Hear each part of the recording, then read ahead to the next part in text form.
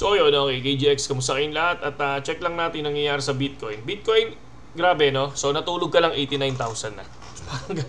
So grabe yung nilipad niya no? Ng isang biglaan. Then after ng 89,000, na-reject siya sa 80, ay sa 90. Tapos ang nangyari, biglang bumagsak ng 85 bigla. No? Isipin nyo saglit lang yon, biglang bumagsak ng 85. Tapos ngayon, going 87 na naman. So tingin ko ang nag-trade ngayon is hindi mga institution. So karaniwan sa mga pumapasok ngayon, ito yung mga retail, no? So yung mga napopomo na naman sila, no? Dahil lumilipad ang Bitcoin, humahabol, no? Habol ako. Yun yung ginagawa nila ngayon. And then kaya siguro malaro yung BTC natin. Pero ako, tulad ng sinabi ko sa inyo, ang dami nagtatanong sa akin, ETH, no? Kung mapapansin nyo ito yung asset natin. Pakita natin. Asset natin ngayon, syempre sa spot. So makikita natin, negative 8,000 tayo. Kanina kasi, positive 10,000 tayo. So, total investment natin sa ETH is 125. So ngayon, nasa 195 siya. So, totally, PNL kasi is yung daily na nakikita natin. So kanina ito, nasa 201,000 na yan. Naging 195. Kaya, ang nakikita natin yan is 8,000. So, ewan ko kung saan yung 2,000 dito. I think siguro dito sa... Hindi naman, positive naman sila. So, talagang ano lang to. Talagang, kanina kasi, nasa 20k Diba? So, baka nag-reset na to. Ito ngayon yung pinaka-PNL natin. Basta 8,000 ang minus natin. At sa mga nagtatanong, wala long term ako sa ETH, no? So, hahayaan ko yan. Kasi bakit ETH? Kasi dahil una, approve na siya ng spot ETF, pero hindi lang siya nagtitrade pa, no? Hindi pa nag-open yung trading niya. So, and then malapit na ang alt season, I think siguro mga 15 days to 30 days, not sure Once na nag-stable na si BTC at medyo bumababa na market cap, baka malay natin, di ba? Biglang mag-rocket ang ETH, di ba? Malay lang natin, mga lodi, di ba? Baka mamaya ayan ito na yung ating plus 41,000, dito naman plus 23. So baka malay lang natin lumipad, tapos di ba? Swertihin tayo diyan. So balik tayo sa RON token. ETH, okay na ako dito sa 1.02 na investment. Hindi ko na dadagdagan yan. ETH, dadagdagan natin to mamaya. So I think ang idadagdag ko dito nasa 11 or 12,000 siguro. So paabutin ko siya ng 50k tulad ng sinabi ko doon sa video natin, tsaka doon sa may Facebook page natin. Papaabutin ko siya ng 50k investment. Hanggang doon lang siya, hanggang 50k. So good na ako doon, no? Manalo matalo, okay na yan. Kaya naman natin ginagawa yan is para sa inyo, no? Para sa inyo kasi para makita nyo kung ano bang pwedeng mangyari sa crypto.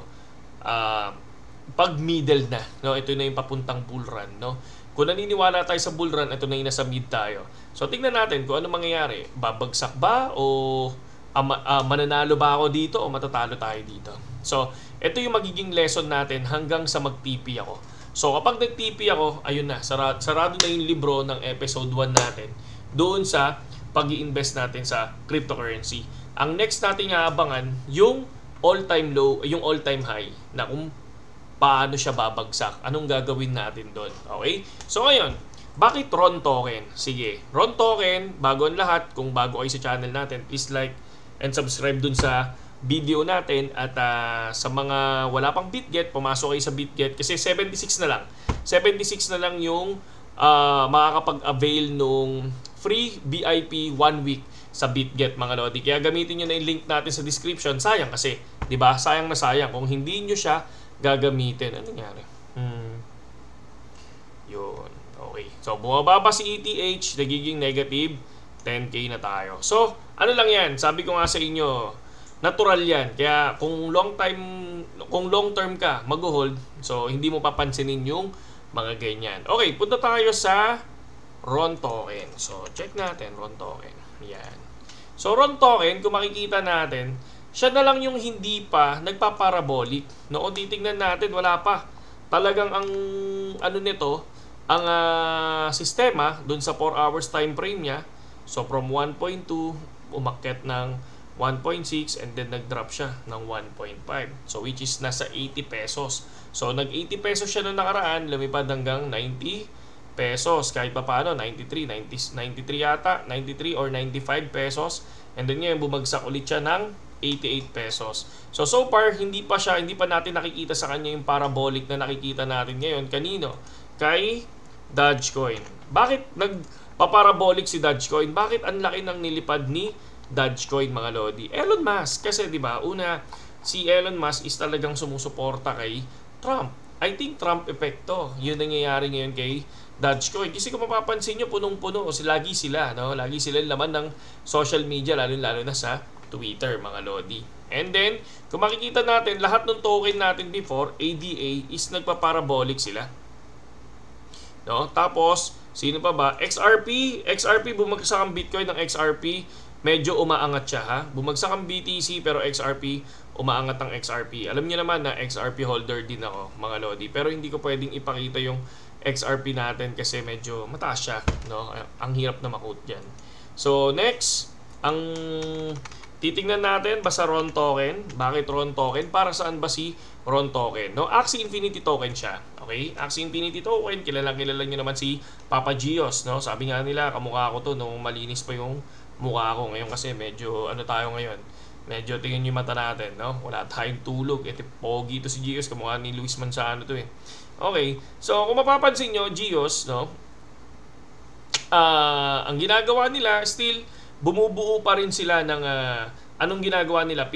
Nasa Ronin Network na kasi. Kumbaga, kumukuha sila ng sobrang daming games sa loob ng Ronin Network, na kung saan ito talaga yung pangarap nila noon. Ito talaga yung gustong-gusto nilang gawin ngayon.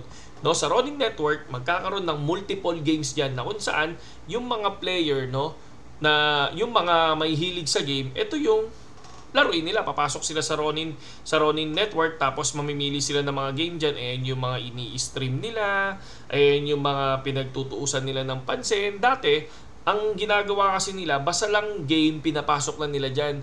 Kumbaga, ang comment natin dito sa Ronin Network dati, yung mga games na pinapasok nila, parang yung old school na games. Di ba, parang ka naglalaro ng Super Nintendo, Family Computer, yung mga ganyan, yung mga caliber ng game na pinapakita nila. So ngayon, medyo nag-i-improve na sila, no? After 3 years, no, nag-improve na ang Ronin Network. Na kung saan, yun na nga yung sinasabi nila, nabubuo kami ng isang network na nandoon lahat ng mga games. At kung meron kang sariling Axie, no, pwede kang maglaro sa bawat game na ilalabas namin.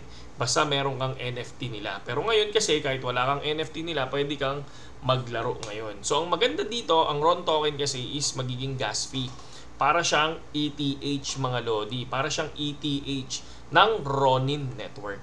Okay? So, hindi siya yung parang ETH talaga na expected natin na lilipad. Hindi ganon. No? Ang gusto ko lang dito kay Gios, mga lodi, hindi sila tumitigil mag-build. Sabi nga nila, magbi-build sila ng bear market, no?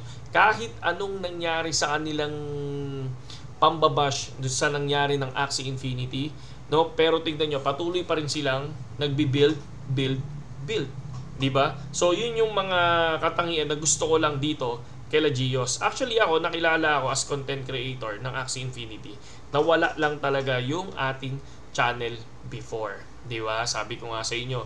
Pero ang Axie Infinity, karaniwan sa subscriber ko before is Axie Infinity. Kaya talagang totally, syempre nawala silang lahat dahil nga bumagsak ang Axie Infinity. Pero hindi kasi nila naiintindihan before na etong Axie Infinity noon, hindi pa talaga perfect. Sabi nga natin, wala pang project na perfect talaga na katulad ng NFT na to. 'Di ba? Yung mga games na kung saan maglalaro ka, kikita ka ng pera. Hindi pa talaga yung sustainability talaga, wala pa diyan, no? So ako hindi pa ako naniniwala may perpekto ng game. No, pagdating diyan, I think mag-i-improve yan tulad ng technology. So sabi nila, pagdating ng Web3, tingnan natin kung aakuin natin yung sarili natin, aakuin natin yung internet, no, sa sarili natin. So tingnan natin lahat 'yan. Yun yung isa sa gusto ko. Bakit ako gusto magkaroon ng RON token? And then ang RON token, ang maximum ng RON token is umabot na ng nasa 300 plus na ng RON token. So 1 month time frame natin. Ayan, no? Nasa $4, $4.5, no?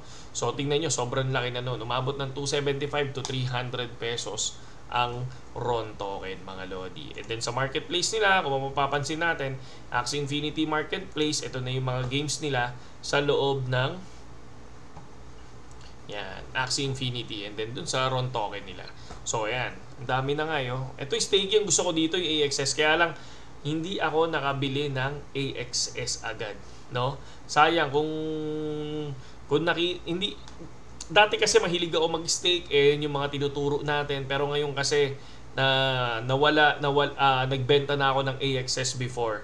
So kaya lang hindi ko lang napansin, sayang, sana bumili ako nung medyo nasa 170 o 200 pesos. Okay din sana to, no? Okay din sana, and then magi-stake ka. So, ang laki kasi nito, estimated reward is 30%, no? And then si Psychout, ayun, kung mapapansin mo, nakatutok siya sa Ronin. At kung mapapansin natin, ang dami nilang collaboration, no? Ang Ronin Network, sobrang daming collaboration. Ayan, Ronin Network showing significant users activity. Ayan, kung mapapansin nyo, napakadami din gumagamit ng Ronin Network. So, possible, kapag maraming gumagamit ng Ronin Network, pwedeng umangat ang value ng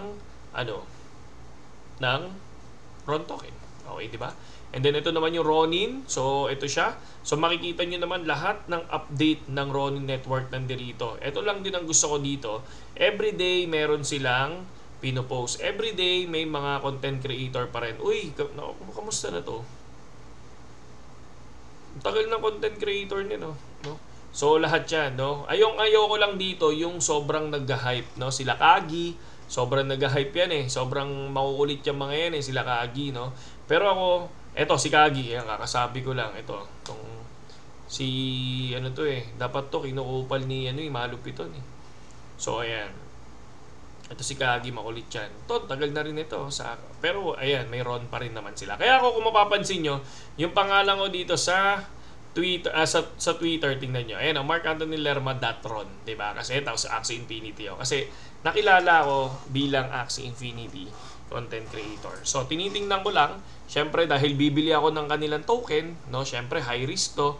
Hindi ko kayo sinasabihan bumili, mga Lodi. Pero ako, bibili ako ng Axie Infinity token. So, tingnan natin sa Facebook natin yung update ko kung magkano yung binibili ko every day, mga Lodi, hanggang sa makuha ko yung 50k. So, total PNL, again, so pakita natin total PNL. Sabi ko nga sa inyo, hindi natin ililihim ang PNL natin every day. So, ngayong araw na to, we have 216 pesos, no? So, 216 pesos ang meron tayo ngayon. So, tingnan natin kung ano yung kakalabasan nito kapag either next year or kailan tayo magti-TP. So, lahat naman yan makikita nyo. At bulgar na bulgar yan, mga Lodi, saan? Punta kayo sa Facebook natin. Ayan. So, makikita nyo yan dito. Bulgar na bulgar yan. Yan, o. So, marami tayo. Ayan, sinasabi natin. BTC, 89 to 85,400. Tapos, ayan, RON token, 88 to 97.